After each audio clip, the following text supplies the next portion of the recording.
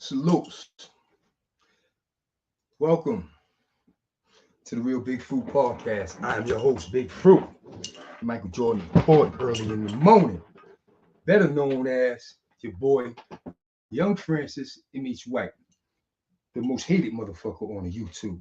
But right now, I am the voice of the streets, and my voice needs to be echoed throughout New York City, the tri-state, as well as across the country. Because I'm going to sit here right now and give y'all a free audiobook reading of World and Wise, the CMB story, part one. Now, what I'm going to do right now is I'm going to read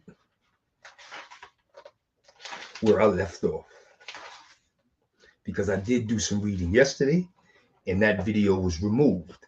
And the reason why the video was removed is because I'm giving myself the opportunity to tell the story, allow people to listen and watch, and then remove it.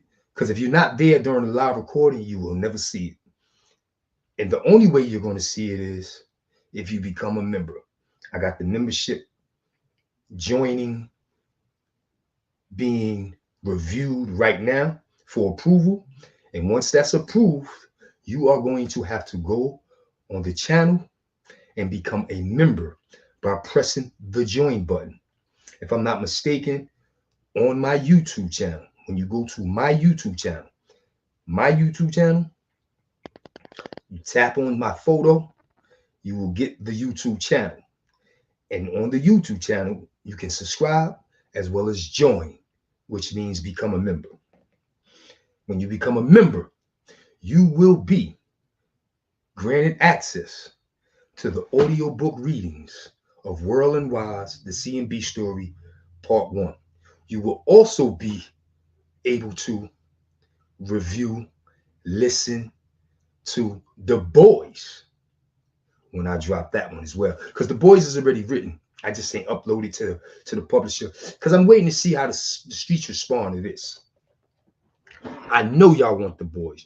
Y'all told me y'all want The Boys. I'm going to give y'all The Boys. But please, I need to see y'all represent and regulate the World and Wise book.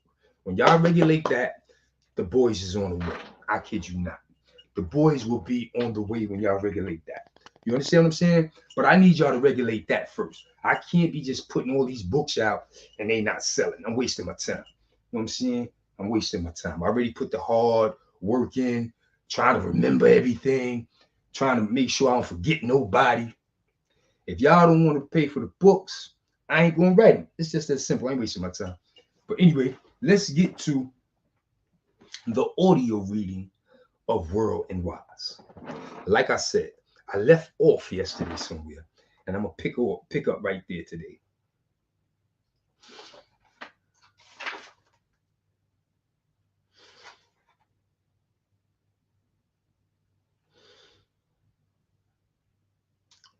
This is where I left off last night. World and Wise. It was 84, and the fat boys from East New York, Brooklyn were popping. Can't You Feel It?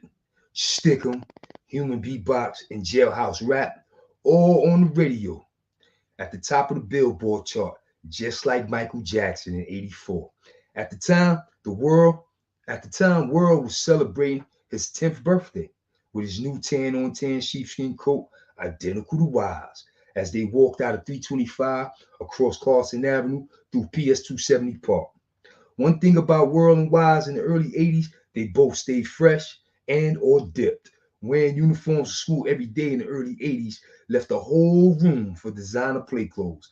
And every school morning around 8 a.m., you see these two brothers walking to school through PS 270 Park. There were a few kids in the park that hung out with World after school and got into all types of mischief as they hung out in the building hallways and lobbies. Those kids were known as Fuquan, Butterball, Peter Rab, and Portal. Fuquan and the crew all lived in 345. No, Fuquan and World both lived in the same building, 325.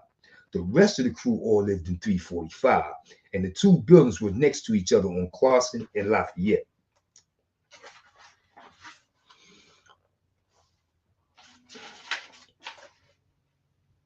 This was basically their little childhood crew from the front of the projects. Lafayette Gardens consist of only 7 tall buildings, 15 to 20 floors, sitting on 4 corners. Most would consider Lafayette Gardens as one of the smallest projects in Brooklyn, if not the entire New York City. Although LG was very small, the kids in the streets split the projects up into a total of 4 sections. They had the front, the middle, the back, and 456. This building was so notorious it had its own section. Being that World and Fuquan lived in the same building, these two hung out with each other the most. Fuquan was the oldest boy of 3 with 2 little sisters, and hanging with World gave him the opportunity being around Wise as well as World's older 3 other brothers. It was Wise that took a liking to Fruit, and he treated Fruit like a little brother. Whenever Fuquan came to World's apartment on the 11th floor, it was always a hangout for Wise and the other brothers. They were all teenagers at the time, and they were into different things that caught the attention of both Fuquan and World. It was a time when Wise and one of his brothers were trying to form a rap group because a young Calvin LeBron, aka DJ Mr. C, from building 411, the middle, was throwing hip-hop jams in 456 Park on DeKalb Avenue. And hip-hop was spreading around LG like wildfire. If you do hip-hop, do history in hip-hop in New York City, LG, we put our stamp on hip-hop. DJ Mr. C was on the verge of doing something special and something real big while spinning the ones and twos at the Project Jams. What was in store for DJ Mr. C and LG were both Big Daddy Kane and the Notorious Big's rap careers. And their careers with DJ Mr. C behind them led to both not only making good music, but they're both considered 2 of the greatest rappers of all time. DJ Mr. C will go on and continue spinning their hits and smashing the clubs. Speed, Tunnel, Exit, and Cheetahs. All in New York City, all while representing his DJ crew, the Big Dog Pit Bulls, with Funkmaster Flex on Hot 97, the radio station in the tri-state area. DJ Mr. C would DJ his set, Old School at Noon, playing nothing but the classic hip-hop throwbacks, all while giving New York City their history lessons on hip-hop. DJs, rappers, and producers with his exclusive record collection and timeless hits. Yo, Mr. C had a record collection that was unmatched. Unmatched. His vinyl, unmatched. At a time when basketball was spreading like wildfire in the small Lafayette Garden projects, the Sullivan Smith Memorial Basketball Tournament was created and developed in LG. The history of the Sullivan Smith Memorial Basketball Tournament in Lafayette Gardens is legendary in Bed-Stuy, Brooklyn. Not only were all the dudes in LG trying to represent in the basketball tournament, but dudes from all over Bed-Stuy and other sections of Brooklyn were coming through as well. World and Wise both played in the tournament while growing up. World played in the Juniors League with Fruit, Butter, Peter Rab, and Manny P off of Bedford Avenue. Wise played in both leagues in the early 80s, both juniors and seniors. And he played for one of the best coaches in the tournament, DP, aka Derek Powell. Shout out to Derek Powell. Shout out to the Sullivan Smith Memorial Tournament. I had the brother West West on here for an interview last Sunday on Sunday Brunch with Big Fruit, and he gave us a lesson on the Sullivan Smith Memorial Tournament. So if you want to learn that, go back and research the channel and check out the interview with me and West West. World and Wise were both decent ball players. They were nothing like some of the legendary names and games that came through Sullivan Smith. Tyrone Doc Brown, Ali Lemon Johnson, Derek Bailey, a.k.a. D Nasty, Big E, a.k.a. Big Eric, the Scurry brothers off N.A. Rock, Kenny Anderson, and Lloyd Sweet Pea Daniels out of Queens and Brooklyn, which made the Sullivan Smith basketball tournament in LG shine just like the Rucker up in Harlem. With Kenny Anderson going to Georgia Tech, one and done, straight to the NBA as the number 2 draft pick by the New Jersey Nets, and Big Moses Scurry going off to UNLV and winning the 1990 national championship. Moses Scurry pulled up to UNLV and dominated right alongside Larry Johnson and the rest of the running Rebels. Moses Scurry's presence was felt on the court, in the paint and on the glass, yelling and screaming with every rebound and every dunk. Yeah, Moses was on his Brooklyn shit out in Vegas. Make no mistake about it. All the heavy hitters in Brooklyn from the early 80s were pulling up to the Sullivan Smith tournament. It was a car show on Lafayette between Classen and Grand. The OG Punch off Lafayette would pull up in front of his crib on Lafayette, sitting in his red Jag, which happened to be the hottest vehicle in Brooklyn at the time. All types of dudes would pull up to check Punch, and it would lead to dudes pulling up to watch the basketball games as well. It was always a movie at the Sullivan Smith tournament. Everything from the car shows on Lafayette to the boosters and shoplifters selling the latest fashions in the park at half price to the dudes in the hood, ball players, coaches, and refs. Not only were the games entertaining, but there was always some action on the sidelines as well. Here we go. One day in 87 summer, at a Sullivan Smith basketball game, Polite rolled up and straight blasted the dude in broad daylight, damn near taking the dude's leg off. It wasn't expected during the game, and when it happened, the dude took it like a champ. Yeah, I remember that shit. As he made his way to a safe spot to sit on the ground and await the ambulance. When the police arrived, homie told him he never seen the shooter because he was shot from behind. Polite made his presence felt at the Sullivan Smith tournament, and he ain't played not one game. The Sullivan Smith basketball tournament is historical at LG, and it played a major role in the lives of Wise, World, and so many others in LG. World's older brothers had no problem letting little Fuquan hang around them on the court, in their apartment or outside in front of their building. It was as if Fuquan had the green light to hang around the older guys. It wasn't the same for World. Wise had a problem with World trying to be outside with the older guys and getting into mischief. The older guys from our building were smoking weed, drinking beer, and beginning to start going to Midtown Manhattan to dig pockets, which were all things Wise did not want for his little brother World. Although Wise himself was one of the guys in the building going to Midtown Manhattan digging pockets. The years were 85, 86, and Midtown Manhattan was on fire with petty robberies, boosting, shoplifting, jostling, pickpocketing, snatching diamond necklaces, and 22-carat chains to take to the scales, aka the pawn shop. You would think it was strictly Brooklyn out there in Midtown, but you must know every borough in New York was in Midtown in the 80s. It's just that Brooklyn would come through and tear the city down with no regard or respect for the NYPD. Everything from 14th Street and Union Square up to the Diamond District in the 50s was fair game. And don't let the original scammers be outside playing 3-card Monte. Those are the original scams. If so, that meant the strip was sweet, and there were no blue coats, D's, or superheroes around.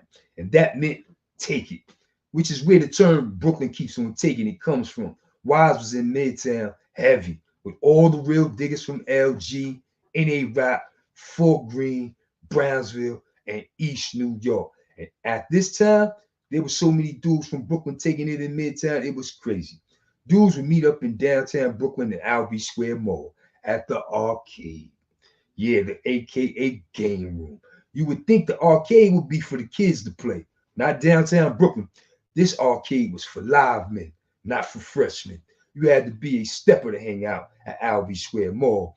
Everybody knew each other. And this was at a time when the East New York boys started robbing the robbers. Yeah, East New York started that shit. Let's rob the robbers. I remember that. A whole lot of name brand dudes got booked in Albee Square Mall. Not Wise. Dudes knew Wise would go all out. In fact, Wise's most memorable moment in Midtown was the day him and Nut, aka Tito, from 433, the Bat, clashed in Midtown and led to them scrapping and shooting a fair one in Midtown. It was a good one. Nut was a scrapper. And he had Ron K, rest in peace, big homie, and NA, rest in peace, big homie, holding him down. Wise had Big Un. But you better believe dudes was shook daddy when it came to Ron K and NA. Dudes didn't want no smoke with them two gangsters. Wise, on the other hand, was like, fuck that. So Wise and Nut shook out in Midtown. They shot the fifth, and it was a good one. Wise was surprised by Nut's knuckle check, and it was the beginning of a rivalry that will go on for nearly 15 years, leading to both of their untimely demise a year apart. Wise 99 summer and Nut 2000 summer. Their most infamous incident was in December 90. It was during the time when Wise was getting to it on his stick of shit around the hood and Bed-Stuy, down on NA Rock with Mo Dog, who was fresh home from being beaten trial with Unny Un and Dubo. Rest in peace, Unny Un. Shout out to the trilogy of the folk bill. Wise would eventually slip up and catch a case. He sat down on Rikers Island for a punk ass few days before his chick bailed him out. But what took place in those few days was Nut trying to holler at Wise chick. No good. The night Nut bailed out NA on his appeal bail back to the streets after 4 years, a few dudes and a few Gabbana girls were standing on DeKalb Ave when Nut and NA came through the projects. Everyone was excited to see NA after a bid. The Gabbana girls did him right. They went in their bags and started giving him some of their newest boosted items. It was a movie on DeKalb Ave the first night NA came back through the projects.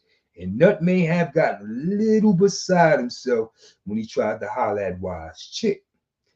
And he was shitting on Wise when he was trying to holler. Remember, this rivalry goes back nearly 5 years since their Midtown days. Of course, Wise chick didn't entertain Nut, not like she would choose Lil Safe from Franklin Ave a few months later. Instead, she bailed Wise out, told him about the bullshit Nut pulled, and the rest was history in LG. I'm going to stop right there because that's where I need to pick up again on page 29. I'm going to stop right there because y'all like this shit, that Wise shit, that shit that happened with Wise and Nut. It's coming, but you're going to have to be a member. You're going to have to be a member to get that because I'm not going no further for free. This is for free. This reading was for free. And I'm not going no further for free. You must become a member to the Real Big Fruit Podcast on YouTube, as well as the Real Big Fruit Podcast on Patreon, if you wish to listen and see these audio book readings of World and Wise, the CMB story, part 1. And the reason why I'm doing this audio book and reading the book is because I'm cornering the market. I know there are some people out there who don't like to sit down and read books. You can listen to me. You can watch me and get the book. Then there are some people that don't watch YouTube. They can read the book. You understand what I'm saying? I'm cornering the market.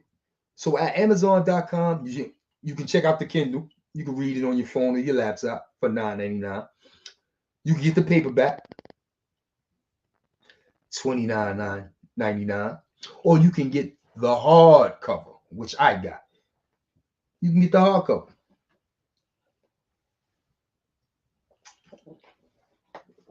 You can get the hardcover for $39.99. I will be doing a few book signings. I'm going to do one here in Charlotte at after 9. I'm going to do one in Beacon because I was a Brooklyn to Beacon boy. Shout out to the Beacon. I'm politicking to do one in Fort Greene. I haven't found a location in Bed-Stuy, and it will not be Lafayette Gardens. It will not be Lafayette Gardens. I'm sorry. It will be Bed-Stuy, but it will not be Lafayette Gardens. I'm sorry. That's how y'all wanted it, so it is what it is. Well, like I said, we're going to find a location in Bed-Stuy. I'm working on Brownsville. I'm really working on Brownsville. I'm going to have to get with Brooklyn Mo and my big bro Get Salute and get a location in Brownsville. Let me see. Crown Heights, Bed-Stuy, and Flatbush. Those 3 areas I must investigate, see what's up with the comrades. Because I'm trying to touch Brooklyn first. You know what I'm saying? I want to touch the city, but I got to touch Brooklyn. You know what I'm saying? Brooklyn be the borough. You know what I'm saying? Brooklyn will always be home. I got to touch the borough. So that's where it's going to go down with the book signing. We're going to do Charlotte. We're going to do Beacon. And we're going to do Brooklyn. Different sections in Brooklyn. But in the meantime, get your copy of the book. Because if you roll up in the book signing, I will sign your book. I will sign your book. Real Jack. I will sign your book. I signed some books yesterday, and I'm going to hit the road this weekend out here in Charlotte and do the same thing. You understand what I'm saying? I'm getting to it. So there you have it, man. I gave y'all a free audiobook reading of Whirling Wise, the CMB story, part 1, written by yours truly, Big Fruit, aka Fruit Bailey. Once again, after this, there will be no more free readings. You will be able to go on the YouTube channel today or tomorrow. I don't know how long they take to approve it. You will be able to go on the YouTube channel and join and become a member. Once you become a member, it's lit. The same thing goes for Patreon. Go over to the Patreon app and log on and become a member of the Real Big Fruit Podcast, the voice of the streets, true crime stories at Patreon. And I'm going to do what I do, son. I'm going to do what I do. It's lit. I told y'all I'm going to make this summer hot. I'm applying the pressure and I'm doing what I got to do. I'm up here early in the morning. It's still dark outside. Matter of fact, I can see through my window. The light just came out. It's early in the morning. I'm getting to it. So today is Thursday, July 25th, 7 a.m. in Charlotte. This video will be uploaded and I'm going to drop it at 9 a.m. for the peoples because I want y'all to check out this audiobook reading. And then I want y'all to be so thirsty to hear more. It's going down. So until next time, y'all be easy. Y'all stay safe. Today is Throwback Thursday, and we throwing it back. Salute.